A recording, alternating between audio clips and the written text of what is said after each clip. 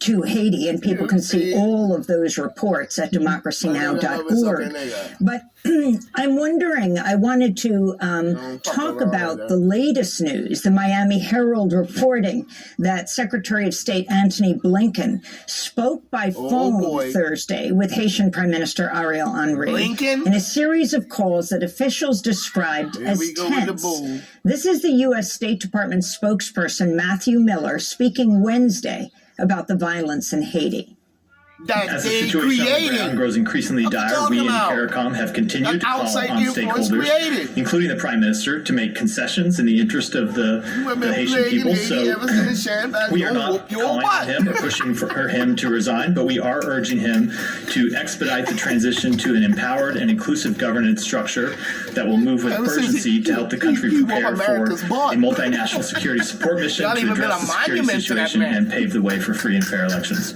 But Jacqueline Charles, the Miami Herald reporter, said that the U.S. was pushing Ariel Henry to resign.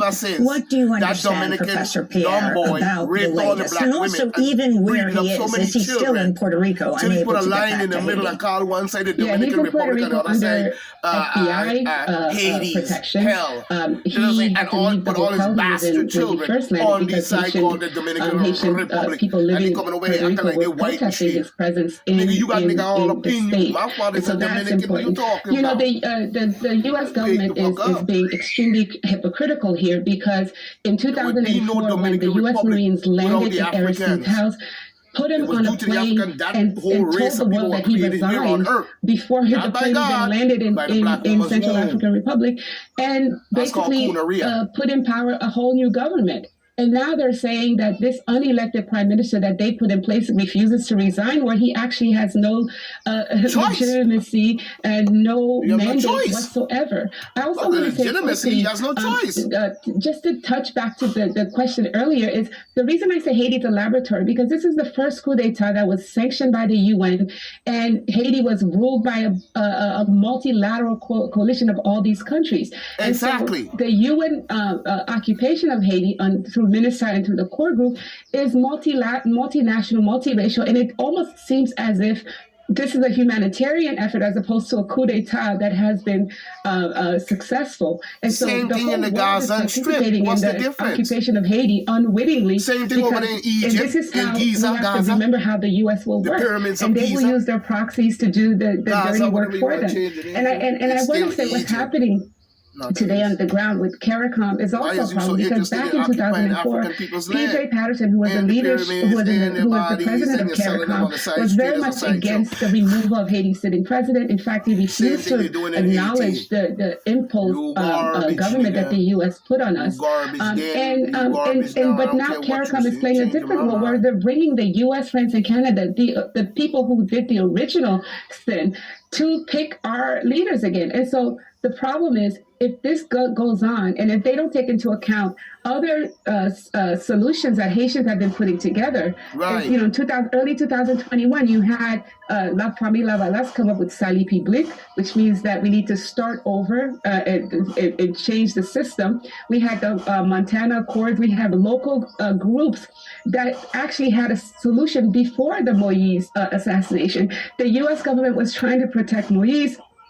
and basically ignored all these local solutions. And so now they cannot say that they're here to help Haiti as much as trying to figure out how to put in place another unpopular and illegal government. And so then we'll have the same problem a few years down the line. The other thing I want to quickly say, I know in a hurry, is that the people funding these armed groups are the part of the oligarchy. And most of the guns and ammunition are coming from the U.S. People must remember that in the late 2022 and early 2023, the Canadian government sanctioned three of the richest oligarchs in Haiti. That's Gilbert Bijou, Renaud Deep, and Sharif Abdallah. The Canadian government also sanctioned former President Michel Martelly and other disabled his prime minister, all of them because they for drug trafficking, but also for funding these armed groups.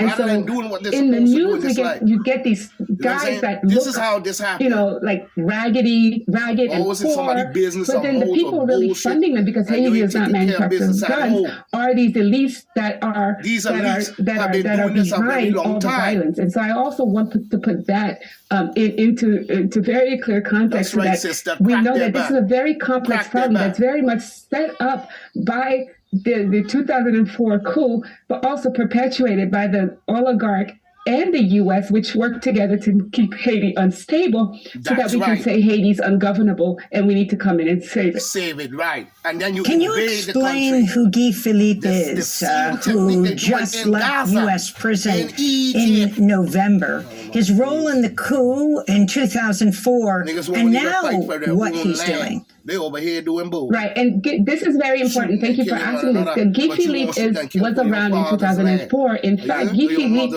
was trained by the U.S. in Ecuador and spent a lot of time living and training in the Dominican Republic. So in the lead up to the coup d'etat against Aristide in 2004, what you have is all the fall of 2003, what you had Guy Philippe and his armed groups would cross into the border and ransack and attack police stations and so on and so forth. Back then, which is fascinating, if you look up in the news, the Western media portrayed him as a freedom fighter. He was the hero standing up against the evil Aristide, according to the West. And so they supported him.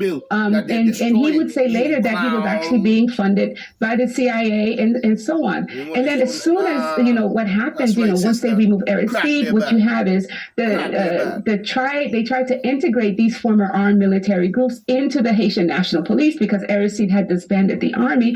And so what you have is, that's why I say we have to call these paramilitaries, because these are former armed groups that actually were funded by outsiders to oust our democratically elected president. And here we are, Guy Philippe was arrested by the U.S. and put in prison for drug trafficking. And we have to understand this because even during his trial, there are certain things that were kept secret because it implicated the U.S. government. So he served 6 years in prison as a criminal in the U.S. And now the U.S. dumped him in Haiti in November 2023. After serving 6 years of a 9-year term. And so now he's back running around saying he wants to be president. And he's getting, you're saying Haiti's, everyone pretends that Haiti, are saying that Haiti's at war and so on and so forth. But the reality is Guy Philippe is giving interviews to all the mainstream press. Guy Philippe gives more interviews than the local people who are organizing against repression. We don't hear them in the Washington Post, but we hear Guy Philippe. So I wonder what the U.S. role is for Guy Philippe right now. And as far as I'm concerned, he should be tried for treason because he worked with the U.S. to actually remove our elected president. So we have to be very careful about what the U.S. is bringing, what the mainstream media is bringing to us as real and as a situation when we know the situation is actually very much controlled by the U.S. and the core group when it comes to Haiti. And Cherizier, known as Barbecue, the leader of one of the most powerful armed groups, explain his role right now and the alliance that has been formed between the armed groups, and also really, is it true for the very first time, sort of forming an alliance with the elite as well, at least agreeing that Ariel Henry should be ousted? Yes, apparently it seems like Cherizier has joined in with all the other groups that they were having trouble with. And so it is a combination of all kinds of groups that have worked against one another, that have fought against one another, and now they're coming together to get rid of Henry. And I think part of the problem is I think they're afraid of this supposedly Kenyan-led but U.S. push Kenyan mission of 1,000 police officers coming in, another foreign invasion, and they're worried about their position in Haitian society. I do think the elite have to be brought into this, the oligarch of Haiti that are funding this and supporting this, because this nonstop ammunition comes from somewhere. They're coming from these ports that are owned by the elites. And so there might be we don't know who's the machinations behind these gangs, who's paying for them. who, we know that they broke into the ports and emptied some containers. And we don't know what they took, but we know that the ports are not owned by the people, they're owned by the oligarchs. And so what's going on in Haiti is actually very important because I don't think it's a plan that the U.S. wanted, which is why they rushed Henri to Kenya to sign this bilateral agreement after the Kenyan courts said that it was unconstitutional for Kenya to send its police to Haiti. But I think things changed faster than they anticipated. And so now they're scrambling for a new plan in Haiti. And in the meantime, what's happening is our people that are the poor people on the ground are the ones suffering. You see? Well, Jemima Pierre, we want to thank you so much for your analysis, professor at the Social Justice Institute at the University